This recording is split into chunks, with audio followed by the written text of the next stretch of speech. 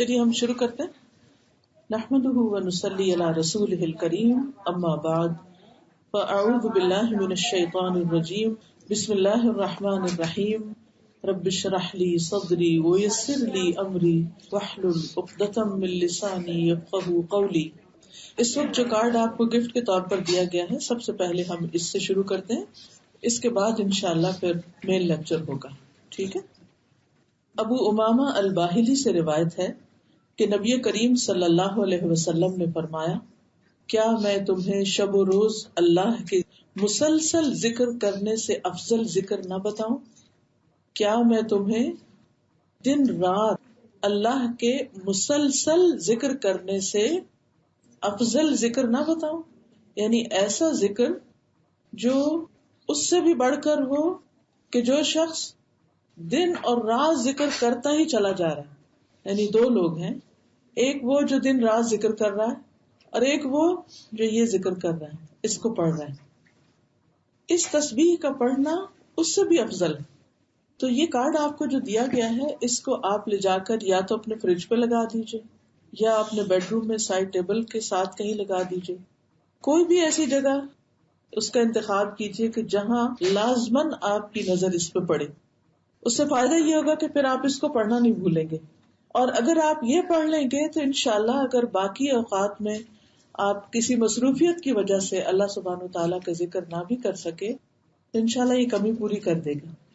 ٹھیک ہے. تو بہت ہی کام کی فائدے کی چیز ہے. اور ویسے بھی ہم سب جانتے ہیں کہ اللہ کا ذکر دلوں کے اطمینان کا باعث ہو. تو ہم سب مل کے اس کو پڑھتے ہیں. میں آپ کو کہلواتی ہوں, ایک دفعہ آپ اس کو پڑھ لیجئے تاکہ اسپیلنگ وغیرہ ٹھیک ہو جائے. الحمد للہ عدد ما خلق, الحمد للہ عدد ما خلق, الحمد للہ ملء ما خلق, الحمد للہ ملء ما خلق, الحمد للہ عدد ما فی السماوات وما فی الارض, الحمد للہ عدد ما فی السماوات وما فی الارض, الحمد للہ عدد ما احصى کتابہ, الحمد للہ عدد ما احصى کتابہ, والحمد للہ علی ما احصى کتابہ, والحمد للہ علی ما احصى کتابہ, والحمد للہ عدد کل شیء, والحمد للہ عدد کل شیء, والحمد للہ ملء کل شیء. والحمد للہ ملء کل شیء. اس کا ترجمہ ہے, میں اللہ کی تعریف کرتا ہوں اس کی مخلوق کی گنتی کے برابر. مخلوقات میں کیا کیا ہے؟ آسمان, زمین, چاند, ستارے, سمندر, دریا, پہاڑ, درخت, ہر چیز, یو نیم اٹ, سب اللہ ہی کی مخلوق ہے, اللہ ہی کی پیدا کرتا ہے, اللہ سبحانہ و تعالیٰ ہی کی بنائی ہوئی. اب آپ دیکھیے کہ ایک تسبیح آپ وہ کرتے ہیں جو آپ اپنے ہاتھ سے کرتے ہیں, ہاتھ سے سبحان اللہ سبحان اللہ سبحان اللہ, الحمد للہ الحمد للہ الحمد للہ, بہت اچھی بات ہے. لیکن ایک آپ یہ کہتے ہیں کہ میں اللہ کی تعریف اتنی بار بیان کرتا ہوں جتنی اس کی مخلوق کی تعداد ہے. ہم گن سکتے ہیں کتنی تعداد ہے؟ اگر اس ساری مخلوق کی ایک تسبیح بنائے تو ہماری زندگی ختم ہو جائے اور ہم اس کا ایک چھوٹا سا حصہ بھی نہ پڑھ سکیں. پھر ہے الحمد للہ ملء ما خلق, میں اللہ کی تعریف کرتا ہوں جس سے اللہ کی مخلوقات بھر جائیں. یعنی زمین و آسمان کے درمیان جو فضا ہے ساری کی ساری بھر جائے, اتنی زیادہ تعریف کرتا ہوں میں اللہ کی. پھر ہے الحمد للہ عدد ما فی السماوات وما فی الارض, میں اللہ کی تعریف کرتا ہوں ان چیزوں کی گنتی کے برابر جو آسمان اور زمین میں ہے. کوئی شخص یہ کہہ سکتا ہے کہ بھئی ابھی تو ساری مخلوق کی بات ہو گئی, تو پھر اس کے بعد دوبارہ آسمان اور زمین کی الگ الگ کیوں بات ہو رہی؟ تو ایسا ہوتا ہے, کلام کا ایک اسلوب ہوتا ہے کہ کل کے بعد جو اس کی بات بھی ہوتی ہے پھر اس کی تفصیل کی بات بھی ہوتی ہے, کیونکہ جس انسان کا دل بھرے ہی نہ اللہ کی تعریف کر کے, پھر وہ مختلف طریقوں سے اپنے جذبات کا اظہار کرتا ہے اور اس بات کو دہراتا ہے. پھر ہے الحمد للہ عدد ما احصا کتابہ، میں اللہ کی تعریف کرتا ہوں ان چیزوں کی گنتی کے برابر جنہیں اس کی کتاب نے شمار کیا. یعنی لوح محفوظ میں جو کچھ لکھا ہوا ہے. والحمد للہ علی ما احصا کتابہ، اور میں اللہ کی تعریف کرتا ہوں اس پر جو اس کی کتاب نے شمار کیا. یعنی اس کی کتاب نے کیا کچھ نہیں لکھ چھوڑا. لوح محفوظ میں کیا کچھ لکھا ہوا ہے؟ کل کبیر و صغیر مستطر. تقدیر پر ایمان لانے کا حصہ ایک یہ ہے کہ ہم اس بات کو مانیں کہ سب کچھ جو بھی ہے اللہ نے بنایا. سب چیزیں جو اللہ نے بنائی وہ اللہ کے علم میں ہے. اللہ سبحانہ وتعالیٰ کے علم سے چھپی ہوئی کوئی بھی چیز نہیں. کوئی بھی چیز زمین یا آسمان کی چاہے ذرے کے برابر ہو اللہ کے علم سے غائب نہیں ہو سکتی. سب کچھ اس کو معلوم ہے. پھر تقدیر پر ایمان لانے کا ایک حصہ یہ بھی ہے کہ جو اللہ کا علم ہے وہ اس کی کتاب یعنی لوح محفوظ میں سب لکھا ہوا بھی ہے. یعنی اللہ سبحانہ وتعالیٰ کا یہ علم جو اس کی مخلوقات کے بارے میں وہ سب لکھا ہوا ہے. تو اس پر اللہ کی تعریف کہ اس کی کتاب میں کیا کچھ لکھا ہوا ہے. کوئی چیز ہے ہی نہیں کہ جو اس سے چھٹ گئی ہو، ہر چیز لکھی ہو. اب آپ دیکھیے کہ ہر چیز کی جو تفصیل ہے وہ ہمیں معلوم ہے. ہمیں تو کچھ بھی معلوم نہیں. ہمارے جسم کے اندر کتنے سیلز ہیں، کیا ان کی تعداد ہم جانتے ہیں؟ ہم نہیں جانتے.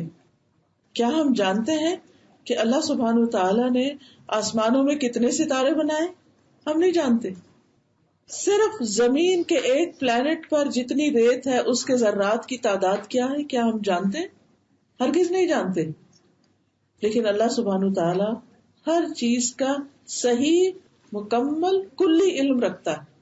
اب جب آپ یہ کہتے ہیں کہ میں اس کی تعداد کے برابر تعریف کر رہا ہوں اللہ کی، تو اس سے آگے کوئی تعریف ہو سکتی؟ انسان اس سے آگے کچھ نہیں کہہ سکتا. ہاں، اللہ سبحانہ وتعالیٰ جیسے اپنی تعریف کرے وہی اس کا حق ادا کر سکتا ہے. ہم اس کا حق ادا کر ہی نہیں سکتے. والحمد للہ عدد کل شیء. پھر بات وہی ہے، انداز مختلف ہے اپنے جذبات کا اظہار کرنے کا. اور اللہ کی تعریف اور تعریف اللہ ہی کے لیے ہر چیز کے عدد کے برابر، ہر چیز کی تعداد کے برابر، ہر چیز کی گنتی کے برابر. والحمد للہ ملء کل شیء. اور میں اللہ کی تعریف کرتا ہوں جس سے ہر چیز بھر جائے. تو اصل میں یہ تو ایک محبت کا انداز ہے. جو شخص اللہ سے محبت کرتا ہے وہ اس کی تعریف کیے بغیر رہ ہی نہیں سکتا. دیکھیے ہم جس سے بھی محبت کرتے ہیں، کوئی بھی چیز آپ لیجئے اللہ ہی کی بنائی ہوئی چیزوں میں سے، کوئی پھول ہے، کوئی پہاڑ ہے، کوئی درخت ہے، کوئی انسان ہے، کسی بھی چیز سے جب ہم محبت کرتے ہیں تو پھر لا محالہ ہماری زبان پر اس کی تعریف آتی، اور ہم اس کی تعریف کرتے ہوئے تھکتے ہی نہیں، کرتے چلے جاتے ہیں. کبھی ایک انداز سے، کبھی دوسرے انداز سے. آپ نے دیکھا ہوگا کہ ماں کو اپنے بچے سے جیسے محبت ہوتی ہے تو وہ اس محبت کے اظہار میں اس بچے کے کتنے کتنے نام رکھ دیتی اور کیسے کیسے اس کو بلاتی، اور پھر بھی اس کا دل نہیں بھرتا. یہ قدرتی سی بات ہے. تو جس شخص کو اللہ سبحانہ و تعالیٰ سے محبت ہو، پھر یہ ہو ہی نہیں سکتا کہ وہ اس کی تعریف کرتے کرتے کبھی تھکے یا اس کی تعریف سے کبھی اس کا دل بھرے. دل بھر ہی نہیں سکتا. ہم حق ادا کر ہی نہیں سکتے. لہذا یہ ایک چھوٹا سا اظہار محبت ہے، اظہار تعریف ہے، تعریف کا ایک انداز ہے جو ہماری زبان تو بیان کرنے سے قاصر ہے. یہ بھی اللہ کے رسول صلی اللہ علیہ وسلم کا ہم پر احسان ہے کہ انہوں نے ہمیں یہ الفاظ سکھا دیے. اب ہمارا کام بس اتنا ہی ہے کہ ہم ان کو پڑھ تو لیں، اور سمجھ کے پڑھیں گے تو اور زیادہ اجر و ثواب ہوگا. اور اگر ہر روز کم از کم ایک دفعہ اس کو پڑھ لیں، زیادہ دفعہ بھی دل چاہے تو زیادہ دفعہ پڑھ لیں، لیکن کم از کم ایک دفعہ پڑھ لیں تو فائدہ آپ ہی کو ہوگا. دل آپ ہی کا سکون میں آئے گا اور دل آپ ہی کا خوش ہو جائے گا. تو اس میں بخل نہ کیجیے گا. اللہ سبحانہ و تعالیٰ کی تعریف میں بخل نہ کریں. اور پھر ہم جب لوگوں کی تعریف کرتے رہتے ہیں تو بعض اوقات اللہ کی تعریف بھول جاتے ہیں، پیچھے چلی جاتی. کبھی اس کی بات، کبھی اس کی بات، کبھی اس کی بات. ہماری باتیں عام طور پر کیا ہوتی؟ یا کسی کی غیبت ہوتی یا کسی کی تعریف ہوتی. اللہ کا ذکر کم ہی کرتے ہیں. تو اس کمی کوتاہی کا ازالہ اسی طرح ہو سکتا ہے کہ ہم کم از کم ایسی دعائیں پڑھتے رہیں. ٹھیک ہے. پھر اب ہم سمجھ کے اس کو دوبارہ پڑھتے ہیں. الحمد للہ عدد ما خلق. الحمد للہ ملء ما خلق. الحمد للہ عدد ما فی السماوات وما فی الارض.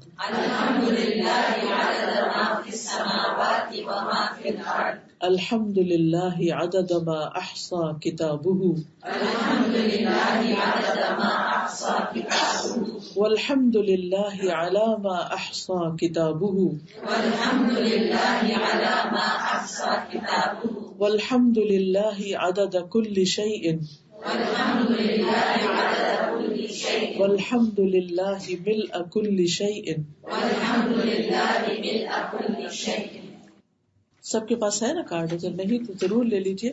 بلکہ اپنے بچوں کو بھی سکھائیے، اپنے دوستوں کو، اپنے رشتے داروں کو، سب کو خیر بانٹیے. اس کی وجہ یہ ہے کہ جب وہ بھی پڑھیں گے اس کو اور آگے سے آگے سکھائیں گے، بتائیں گے، تو جتنے لوگ بھی یہ کریں گے اس کا سارا ثواب بھی آپ کو ملے گا.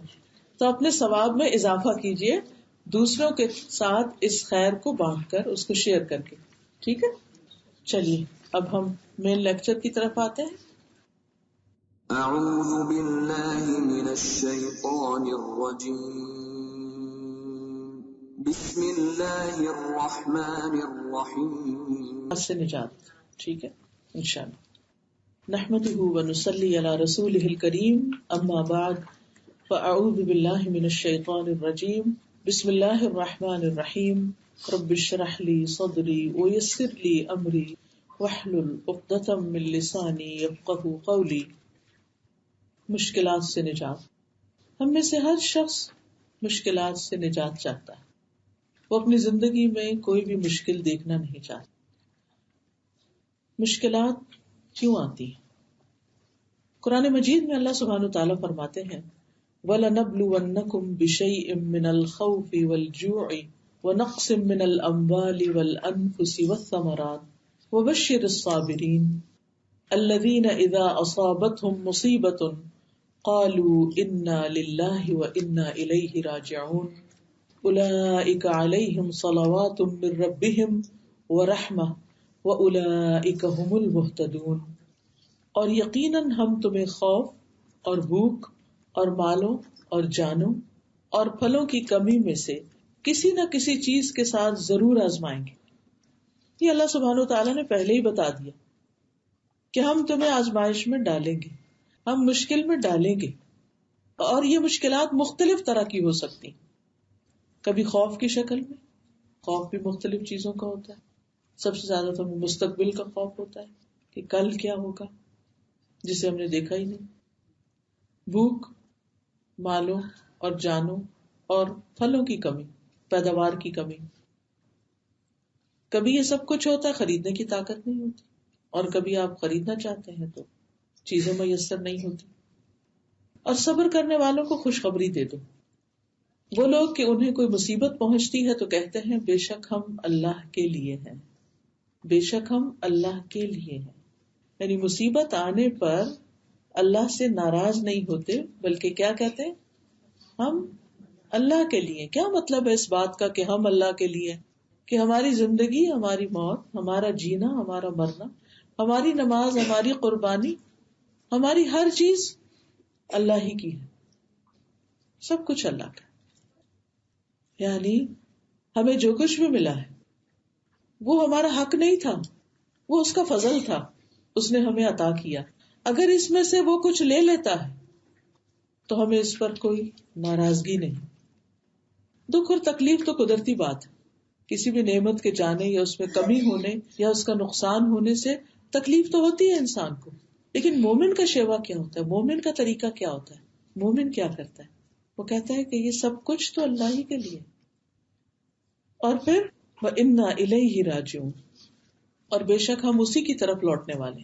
اگر کوئی چیز اس نے ہمیں دی اور ہم سے لے لی تو ہم تو خود بھی ایک دن جانے والے ہیں.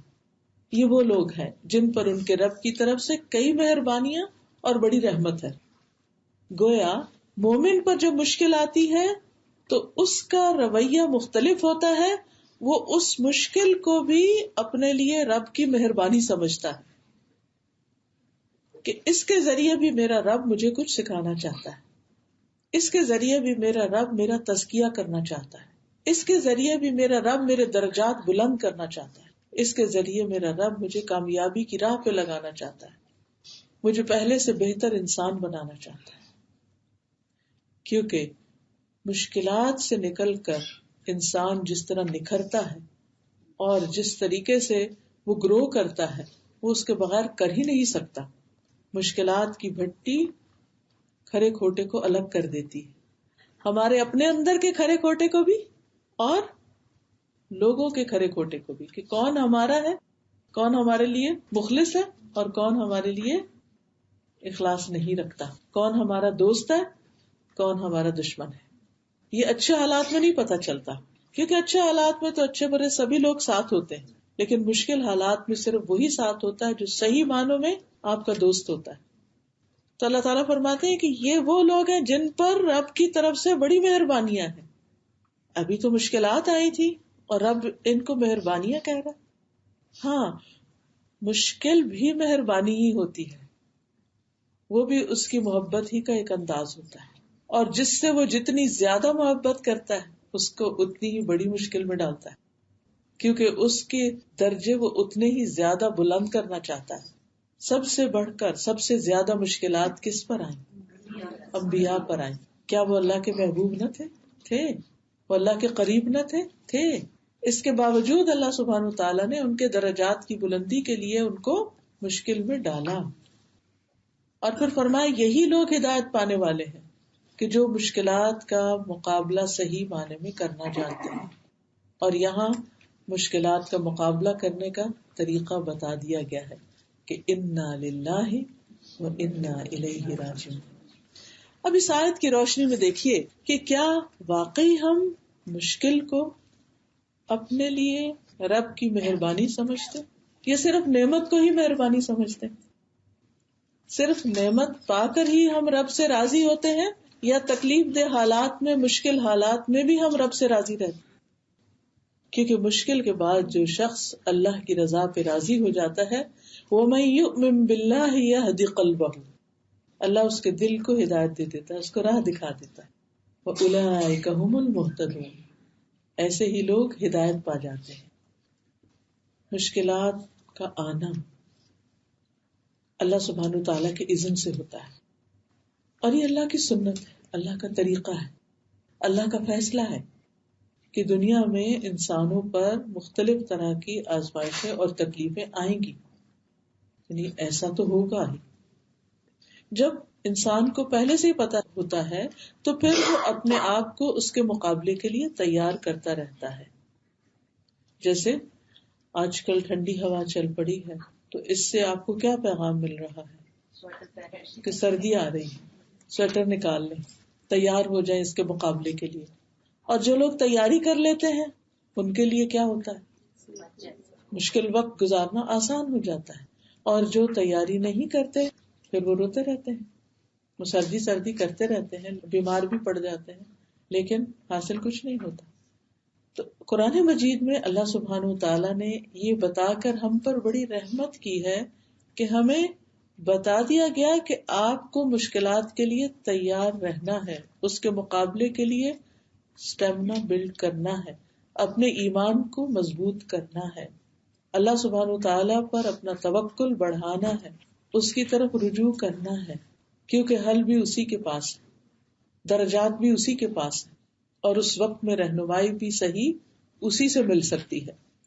سورۃ الانبیاء 35 میں اللہ تعالیٰ فرماتے ہیں کل نفس ذائقۃ الموت ونبلوکم بالشر والخیر فتنہ والینا ترجعون. ہر جاندار کو موت کا مزہ چکھنا ہے, ہر کھلا ہوا پھول ایک دن مرجھا کے رہے گا, سرسبز پتوں پر ایک دن خزاں آ ہی جاتی ہے اور وہ گر جاتے ہیں اور ختم ہو جاتے ہیں. یہ ہمارے لیے عبرت کے نشان, یاد دہانی کا ذریعہ. یہ گرتے پتے ہمیں یاد دلاتے ہیں کہ ایک دن ہمارے گرنے کا بھی وقت آ جائے گا, اور جب تک دنیا میں ہے تو وَنَبْلُوكُمْ بِالشَّرِّ وَالْخَيْرِ، خیر اور شر دونوں چیزوں سے ہم تمہاری آزمائش کرتے رہیں گے، امتحان لیتے رہیں گے کہ تم اچھے حال میں رب کو کتنا یاد رکھتے ہو اور مشکل وقت میں اس کو کتنا یاد رکھتے ہو۔ وَإِلَيْنَا تُرْجَعُونَ، اور ہماری طرف ہی تم لوٹائے جاؤ گے، مرنے کے بعد واپسی ہماری ہی طرف۔ اس کا مطلب کیا ہے؟ اس کا مطلب یہ ہے کہ جب تم ہمارے پاس آؤ گے تو پھر ہم تمہیں اس پر جزا یا سزا دیں گے کہ تم نے ان حالات میں کیا کیا۔ حالات کیسے بھی ہوں، ہم سب کو مسلسل اپنا محاسبہ کرتے رہنا چاہیے، اپنا جائزہ لیتے رہنا چاہیے کہ آج کے اس دن اس وقت میں میرا طرز عمل کیا ہے۔ اگر میں اس وقت اللہ کے گھر میں بیٹھی ہوں، ایک مسجد میں بیٹھی ہوں، علم کی ایک مجلس میں بیٹھی ہوں، تو اس وقت میرا دل کہاں ہے، میرا طرز عمل کیا ہے، میں اس سے کتنا فائدہ اٹھا رہی ہوں، میں یہاں سے کیا سمیٹ رہی ہوں، اس نعمت پر اللہ کی کتنی شکر گزار ہوں۔ اور اگر گھر میں جا کر کچھ کام کی زیادتی ہو جائے، آپ تھک جائیں، مشکل پیش آ جائے، تو اس وقت بھی آپ کا جائزہ لیا جا رہا ہے، آپ ایک امتحان میں ہیں کہ اب آپ کا طرز عمل کیا ہے، اب اس وقت میں آپ کیا بولتے ہیں، کیا کہتے ہیں، اب آپ کے اخلاق کا مقام یا اخلاق کا لیول کیا ہے، آپ کس طرح بہیو کر رہے ہیں اپنے بچوں کے ساتھ، بڑوں کے ساتھ، اپنے کام کے ساتھ، ایون اس بے جان مخلوق کے ساتھ کہ جس کو ہم بعض اوقات غصے میں آ کے، تھکاوٹ میں آ کے پٹخاتے رہتے ہیں اور ابیوز کرتے ہیں۔ تو یہ بھی دراصل ایک امتحان ہے۔ ہر دن میں یہ دونوں طرح کی کیفیات ہم پر آتی ہے۔ ضرورت اس بات کی ہے کہ ہم اپنا جائزہ لیتے رہیں کہ ہم کہاں کھڑے ہیں، کیونکہ یہ تو اللہ تعالیٰ کی طرف سے طے شدہ بات ہے کہ مشکلات آئیں گی، کیونکہ ما اصاب من مصیبت فی الارض ولا فی انفسکم الا فی کتاب من قبل ان نبرأها ان ذلک علی اللہ یسیر لکی لا تأسوا علی ما فاتکم ولا تفرحوا بما آتاکم۔ کوئی بھی مصیبت جو زمین میں آتی یا خود تمہارے نفسوں کو پہنچتی، یعنی باہر کا طوفان ہو یا اندر کا طوفان ہو، وہ پیدا کرنے سے پہلے ہی ایک کتاب میں لکھی ہوئی، یعنی کچھ چیزیں اللہ تعالیٰ کی طرف سے طے شدہ ہیں کہ یہ ضرور ہو کر رہے گی۔ مثلا ہماری زندگی میں جو جو واقعات اور حادثات پیش آئے ہیں آج تک، وہ طے شدہ تھے کہ اس شخص کو اس اور اس امتحان اور سچویشن سے گزارا جائے گا، یہ دیکھنے کے لیے کہ یہ اس میں کرتا کیا ہے، کیونکہ آخرت میں اللہ تعالیٰ نے ایک بہت بڑا انعام تیار کر کے رکھا ہوا ہے جنت کی شکل میں، تو اس انعام کو پانے کے لیے مختلف امتحانات سے گزرنا ہے، اور اس سے بچ کوئی بھی نہیں سکتا۔ جس کا انعام بڑا ہے، جس کا مقام بڑا ہے، جس کا درجہ بڑا ہے، اس کی مشکلات بھی بڑی۔ اگر آپ پر دوسروں کی نسبت مشکلات زیادہ ہیں تو سیلف پٹی کا شکار نہ ہو، اپنے آپ کو مظلوم نہ سمجھے، یہ نہ سمجھے کہ اللہ سبحانہ وتعالیٰ نے نعوذ باللہ کوئی آپ کے ساتھ زیادتی کر دی، ہرگز نہیں۔ لا یکلف اللہ نفسا الا وسعها، اللہ تعالیٰ کسی بھی جان پر اس کی وسعت سے بڑھ کے بوجھ نہیں ڈالتا۔ اس نے آپ کو عین اسی سچویشن میں رکھا ہے جس میں آپ رہ سکتے تھے، اور پھر دیکھا یہ جا رہا ہے کہ اس میں آپ کرتے کیا، اس سے نبٹتے کیسے، اس پزل کو کس طرح حل کرتے۔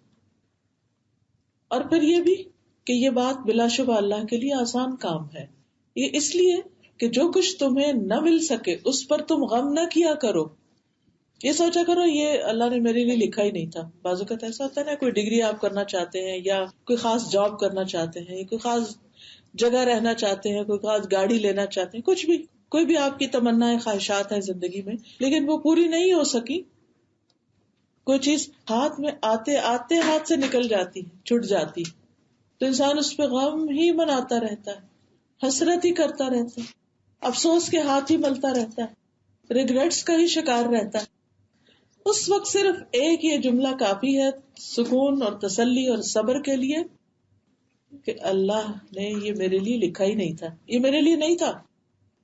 بعض اوقات ایسا ہوتا ہے نا، کوئی خاص جگہ ہوتی ہے جہاں ہم اپنے بچے کا رشتہ کرنا چاہتے ہیں، لیکن ہم سے پہلے کوئی اور وہاں پہنچ چکا ہوتا ہے، بات نہیں ہوتی، تو پھر اس پر افسوس اور غم اور پریشانی کی ضرورت نہیں۔ اگر اللہ کو منظور ہوتا اور وہ آپ کی قسمت میں خاص چیز ہوتی تو آپ کو مل جاتی. آپ نے کوشش کی لیکن کوشش کے باوجود آپ کو نہیں ملی تو وہ دراصل آپ کے لیے تھی نہیں. اب کسی اور کو اگر مل گئی تو اس پر بھی آپ کو حسد کی، ناراضگی کی، غصے کی ضرورت نہیں، بلکہ اس کو اللہ کا فیصلہ سمجھ کر اس پر راضی ہو، خوش ہوں کہ یہ اللہ سبحانہ تعالیٰ نے چیز فلاں کے لیے رکھی تھی، اللہ اس کو نصیب کرے، اور دل سے اس کو مبارک دے اور خوشی کا اظہار کرے. اب دیکھیے کہ کس قدر افسوس کی بات ہے کہ بعض اوقات خاندانوں کے اندر طویل ناراضگیاں ہو جاتی ہیں بعض فیصلوں پر، کہ میں نے تو یہ سوچا تھا کہ اس بچے کا رشتہ میں لوں گی اور آپ نے تو ہم سے پوچھا ہی نہیں، مشورہ ہی نہیں کیا، آپ نے تو بالا بالا ہی فیصلہ کر لیا. اور پھر ہم ہو کے بھرتے رہتے ہیں. نہیں، آپ کو کیا معلوم وہ چیز آپ کے لیے اچھی تھی یا نہیں تھی. بعض اوقات دور کے ڈھول سہانے کچھ چیزیں دیکھنے میں بڑی خوبصورت لگتی ہیں، ہمیں یوں لگتا ہے کہ جیسے یہ ہمارے لیے بہت فٹ ہیں، لیکن جب وہ ہم ہاتھ میں اٹھاتے ہیں تو پتہ چلتا ہے کہ نہیں. یہ ایسے ہی ہے کہ جن لوگوں کی نظر کمزور ہوتی ہے نا، تو جب وہ اینک اتار کے کوئی چیز دیکھتے تو اور طرح نظر آتی، بعض اوقات بڑی خوبصورت نظر آ رہی ہوتی، جب اینک لگا کے دیکھتے ہیں تو وہ تو کچھ اور ہی ہوتی ہے. تو کہتے اوہ میں کس قدر دھوکے کا شکار تھی. بالکل اسی طرح جب ہم میں بصیرت کی کمی ہوتی ہے تو ہمیں چیزیں اور طرح نظر آتی ہیں. پھر اللہ سبحانہ وتعالیٰ وقت کے ساتھ ساتھ ہماری بصیرت میں اضافہ کرتا ہے تو وہی چیز کچھ اور نظر آتی ہے. اصل میں تو سمجھ کی بات ہے نا. عسیٰ ان تحبوا شیئا وہو شر لکم وعسیٰ ان تکرہوا شیئا وہو خیر لکم. ہو سکتا ہے ایک چیز تمہیں بہت پسند ہو اور وہی تمہارے لیے بری ہو، اور ہو سکتا ہے ایک چیز تمہیں سخت ناپسند ہو اور وہی تمہارے حق میں بہت اچھی ہو. کیونکہ واللہ یعلم وانتم لا تعلمون، اللہ جانتا ہے تم نہیں جانتے، ہمیں نہیں پتا. اس لیے ہم کسی بھی اچھی چیز کے لیے خواہش رکھیں، تمنا رکھیں، اس کے لیے کوشش کریں. کوشش کے بعد اگر وہ چیز نہ ملے لِكَيْ لَا تَأْسَوْا عَلَىٰ مَا فَاتَكُمْ، جو تمہارے ہاتھ سے چھوٹ گیا، نکل گیا، اس پہ غم نہ کرو، افسوس نہ کرو، آگے بڑھو، اللہ کے فیصلوں پہ راضی ہو جاؤ. اور اسی طرح اگر کچھ مل جائے تو وہ بھی ایک بڑا امتحان ہے پھر، کہ اب اللہ کی دی ہوئی اس نعمت کو استعمال کیسے کرتے ہو. اور جو کچھ اللہ نے تمہیں دیا اس پر اترایا نہ کرو، تکبر نہ کرو، فخر اور غرور نہ کرو. دو چیزیں انسان کے حق میں، انسان کے اخلاق اور عادات اور انسان کی شخصیت کے اندر انتہائی خطرناک ہیں، اور وہ اس کو بدنما بنا دیتی اور وہ اس کے لیے انتہائی نقصان دہ ہے. ایک ہے حسد اور دوسرے ہے کبر. حسد کب ہوتا ہے؟ جب انسان سے کوئی چیز چلی جاتی ہے، اس کو نہیں ملتی، کسی اور کو مل جاتی، یا انسان ایک چیز کی تمنا کر رہا ہوتا ہے اور وہ دیکھتا ہے کسی اور کے پاس ہے تو اس سے حسد شروع کر دیتا ہے. اور دوسرے کبر یا تکبر کب آتا ہے؟ جب انسان کو کچھ مل جاتا ہے اور پھر اس پر وہ اترانے لگتا ہے، اپنے آپ کو بڑی چیز سمجھنے لگتا ہے. یہی دو برائیاں تھی ابلیس کے اندر، جو اس کے اندر چھپی ہوئی تھی، لیکن بظاہر وہ بڑا عبادت گزار تھا، پایس لگتا تھا. بعض اوقات ہم خود اپنے آپ سے دھوکا کھا جاتے ہیں. ہم نیکی کے بڑے بڑے کام کر رہے ہوتے ہیں، نوافل پڑھ رہے ہیں، تہجد پڑھ رہے ہیں، چاش پڑھ رہے ہیں، نمازوں کی بڑی پابندی کر رہے ہیں، قرآن پڑھ رہے ہیں، درس دے رہے ہیں، سب کچھ کر رہے ہیں. ایک آزمائش کا جھٹکا آتا ہے تو ہماری حقیقت کھل کے سامنے آ جاتی ہے کہ ہم کھڑے کہاں ہیں، ہم لوگوں کے ساتھ معاملہ کیسے کر رہے ہیں، ہمارے رویوں میں کیا ہے. تو آزمائشوں اور تکلیفوں اور امتحانوں کے آنے کی دوسری بڑی وجہ یہ ہوتی ہے کہ اللہ سبحانہ تعالیٰ ہمیں ہماری حقیقت دکھاتا ہے کہ ابھی تم اس درجے پر، اگر اس آزمائش کے آنے کے بعد تمہارے اندر امپرومنٹ ہوگی تو درجہ بڑھ جائے گا، ورنہ پہلے سے بھی اسفل سافلین اور نیچے چلے جاؤ. جب کوئی ہمارے ساتھ اچھا ہوتا ہے ہم بھی اس کے ساتھ اچھے ہوتے ہیں، ہمارا اخلاق حقیقت میں کیا ہے وہ تو نہیں کھل کے سامنے آتا. لیکن جب کوئی ہمارے ساتھ برا کرتا ہے تو پھر جواب میں ہم کیا کرتے ہیں؟ کیا ادفع باللتی ہی احسن کرتے ہیں یا کچھ اور؟ پھر ہمیں ہماری حقیقت پتہ چل جاتی، کھل جاتی ہے ہم پر کہ نہیں، ابھی ہم اس مقام پر نہیں پہنچے، ابھی ہم بہت پیچھے. تو اللہ سبحانہ تعالیٰ مشکل میں ڈال کے نشاندہی کر دیتے ہیں کہ یہ ہے تمہاری مشکل، اب اس پہ ورک کرو. ہمیں اس پر کام کرنا ہوتا ہے، اپنی اصلاح کرنی ہوتی ہے، اپنے نفس کو، یعنی قد افلح من زکاہا، اس کا تزکیہ کرنا ہوتا ہے. وقد خاب من دساہا، اور ناکام ہوا جو اس کو دبا دیتا ہے. یعنی اپنی غلطی کو جو ایک لمحے کے لیے نظر آتی ہے, روشنی ہوتی ہے, پتہ چلتا ہے اوہ یہاں ہماری کمی, ضمیر فوراً بتاتا ہے. آپ کسی کے ساتھ بھی زیادتی کریں, ہو نہیں سکتا کہ آپ کا دل آپ کو ملامت نہ کرے, لیکن آپ کیا کرتے فوراً اس کو دبانے لگتے, نہیں نہیں کوئی بات نہیں, یہ وجہ تھی, وہ تعویلیں کرنے لگتے ہیں. اب کیا ہوتا ہے, وہ خرابی وہیں کہ وہیں رہتی, آپ اپنے آپ کو تبکیاں دے کے نفس کو سلا دیتے ہیں اور پھر اپنے کام کرتے رہتے ہیں. تو ابلیس کے اندر بھی یہ مرض تھے, لیکن وہ سامنے کب آئے, جب اس کا امتحان ہوا, جب مٹی سے بنی ہوئی ایک مخلوق کے سامنے اللہ نے اس کو سجدہ کرنے کا حکم دے دیا, تو اس کا کبر اور اس کا حسد کھل کے سامنے آ گیا. اسی طرح آپ نے اپنے رشتوں کے اندر, تعلقات کے اندر بھی دیکھا ہوگا کہ بعض اوقات کچھ تعلقات اوپر نیچے ہوتے رہتے ہیں, لیکن کوئی واقعہ زندگی میں ایسا پیش آتا ہے کہ لوگوں کی حقیقت کھل کے سامنے آ جاتی ہے آپ کے سامنے. کون آپ سے کتنی محبت کرتا ہے. ہمیں خود سے کسی کو آزمانا نہیں چاہیے, لیکن اللہ سبحانہ و تعالیٰ خود ہی ایسے حالات پیدا کر دیتا ہے. تو ایسے میں ہمیں بھی ایک جھٹکا ملتا ہے کہ بندوں پہ توکل نہ کرو, بندوں پہ بھروسہ نہ کرو, اللہ پہ بھروسہ کرو. مثلاً بہت سی خواتین شادی ہوتی بہت خوش ہو جاتی, اترانے لگتی, سب کچھ مل گیا. اب ہوتا کیا ہے, جس سے ہم محبت کرتے ہیں, جیسے مثلا شوہر ہے, ابتدا میں تو سب کچھ ٹھیک ہی نظر آتا ہے, لیکن آہستہ آہستہ جب زندگی کے حقائق سامنے آتے ہیں تو پھر بعض اوقات اسی انسان سے ٹوٹتے ہیں, وہیں سے مشکلات آتی ہیں. انسان اپنا الٹیمیٹ سہارا اس کو سمجھ لیتا ہے, جبکہ اللہ تعالیٰ کیا چاہتا ہے کہ نہیں, یہ ساتھی ضرور ہے, سہارا اللہ ہی ہے. اللہ نے تمہارے سکون کے لیے, تمہاری خوشی کے لیے, تمہاری مدد کے لیے تمہیں ایک کمپینین دیا ہے, لیکن اس کو اپنا الہ نہ بناؤ. بچے بڑے ہو جاتے ہیں, کمانے لگتے ہیں, ہم ان پہ ڈیپینڈ کرنے لگتے, بڑے خوش ہو جاتے ہیں کہ اب مسئلہ حل ہو, وہ آگے چل پڑتے ہیں, پھر ہمیں پتہ چلتا نہیں سہارا اللہ ہی ہے, رازق اللہ ہی ہے. شازی بتا رہی تھی کہ ایک شخص اپنے پوری بتا دو, وہ جو باس ہماری ایک اسٹوڈنٹ ہے تو وہ بتا رہی تھی کہ ان کے ہسبینڈ ماشاءاللہ بہت نماز کے پابند ہیں, تو اپنے آفس میں جب بھی ظہر کی نماز کا ٹائم ہوتا تھا تو وہ نماز وہاں پڑھتے تھے. تو جو مینیجر تھا وہ بہت زیادہ گرج رکھتا تھا کہ یہ ایسے داڑھی بھی رکھی ہوئی ہے, نماز بھی پڑھتا ہے, اور وہ حالانکہ اپنی لنچ بریک میں نماز پڑھتے تھے. تو ایک دن نا, جیسے آپ کو پتا پچھلے دنوں جب ریسیشن آیا تھا تو بہت کمپنیز نے لے آف شروع کر دیے تھے امپلائیز کے. تو ان کی کمپنی میں بھی ایسا ہی ہوا کہ امپلائیز کو لے آف کرنا شروع کر دیا. تو کہتی کہ وہ مینیجر آیا میرے ہسبینڈ کے پاس اور کہتا ہے کہ کل نا تمہیں میں لے آف کروں گا اور تم اپنا بندوبست کر لو.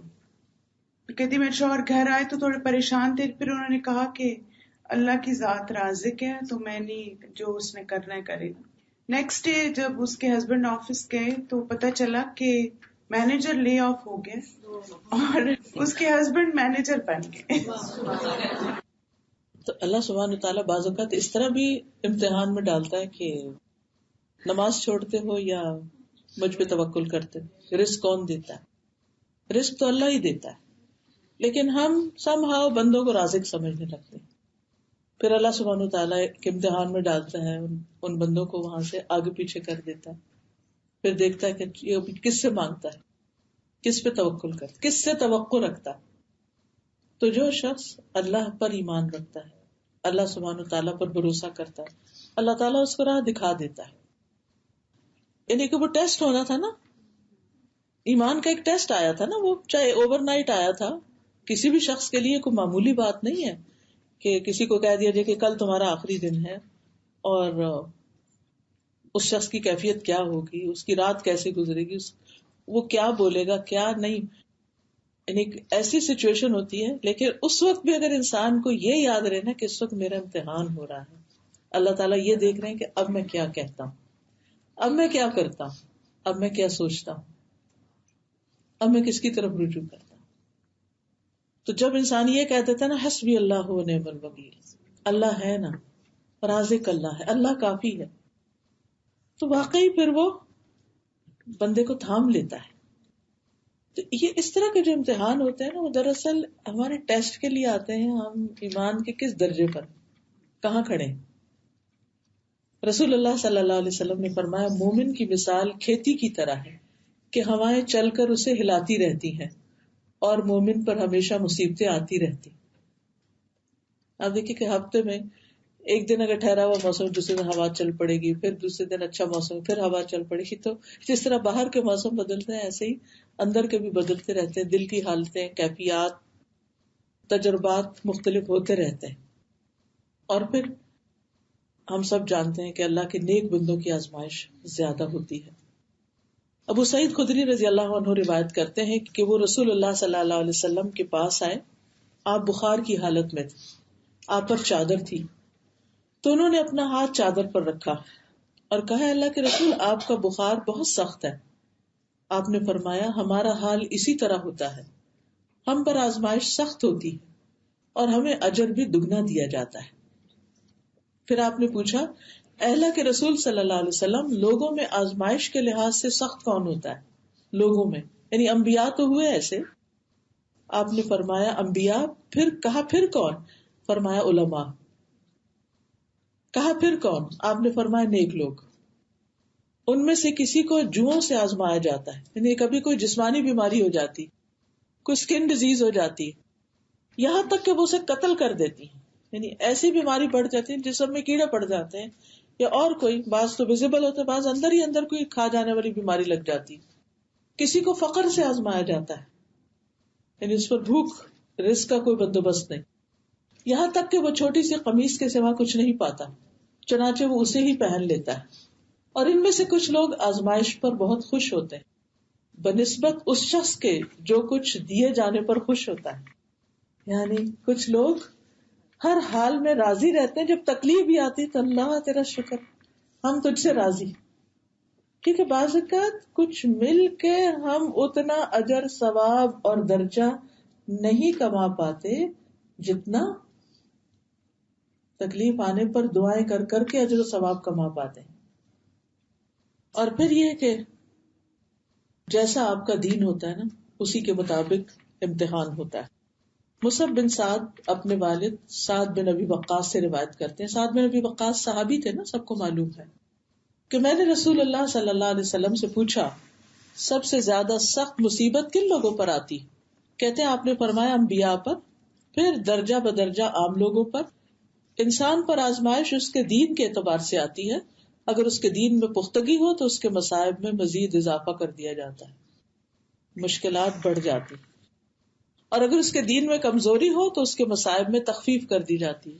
اور انسان پر مسلسل مصائب یعنی تکلیفیں آتی رہتی ہیں یہاں تک کہ وہ زمین پر چلتا ہے کہ اس پر کوئی گناہ نہیں ہوتا، گناہوں سے بالکل پاک صاف ہو چکا ہوتا ہے. کبھی بیماری آ گئی، کبھی کسی انسان کی طرف سے کوئی آزمائش آ گئی، کبھی کسی طرح کبھی کسی طرح،